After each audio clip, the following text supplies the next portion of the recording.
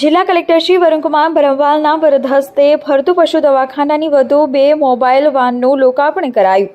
અબોલ પશુઓ માટે આશીર્વાદ રૂપ બની રહેલ ફરતું પશુ દવાખાનાની સુવિધાને વધુ વિસ્તૃત બનાવવાના ભાગરૂપે આજે કલેક્ટર શ્રી વરુણકુમાર બ્રહ્મવાલ દ્વારા વધુ 2 મોબાઈલ વેટરનિટી યુનિટને લીલી ઝંડી આપી લોકાર્પણ કરવામાં આવ્યું હતું। આ સાથે આ સેવા જિલ્લાના 210 ગામોથી વધીને 231 ગામો સુધી પહોંચતી થશે।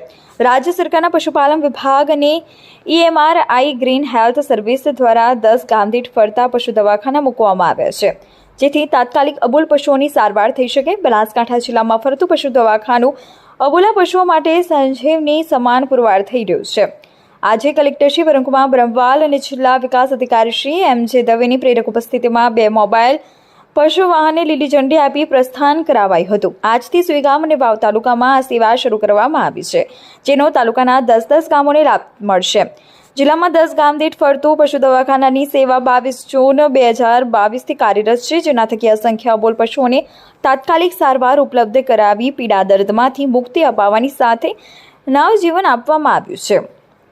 જિલ્લામાં ફરતું પશુ દવાખાનું સેવા કાર્યરત થવાથી અત્યાર સુધીમાં 25,540 ઇમરજન્સી કોલ દ્વારા 26,061 પશુઓને તાત્કાલિક સારવાર અને શેડ્યુલ વિઝિટમાં 3,02,840 પશુઓને સારવાર આપવામાં આવી છે। જિલ્લામાં 19 MVD 2 MVU અને 1 કરુણા એમ્બ્યુલન્સ મળી કુલ 22 ફરતું પશુ દવાખાનાની સુવિધા પૂરી પાડવામાં આવી રહી છે, જેનાથી જિલ્લાના 231 ગામોને આ સેવાનો લાભ મળી રહ્યો છે।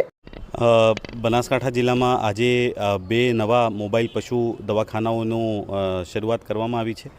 જિલ્લામાં અત્યાર સુધી 19 પશુ દવાખાના 210 ગામોમાં સેવા આપી રહ્યા હતા। આજે એક સુઈગામ તાલુકામાં અને એક વાવ તાલુકામાં 2 વાહન નવા શરૂ કરીએ છીએ, જેથી આ સંખ્યા જે છે 231 ગામોમાં થઈ જશે। એની અંદર એક વેટરનરી ઓફિસર અને એક ડ્રાઈવર છે, જે લોકો 1960 ઉપર કોઈનું કોલ આવે 1962 ઉપર ત્યારે ગામમાં જઈ જે રીતે 108ની સેવા છે એ જ પ્રકારે ગામની અંદર પશુ સેવા આપવાની કામગીરી કરશે। ઠીક છે।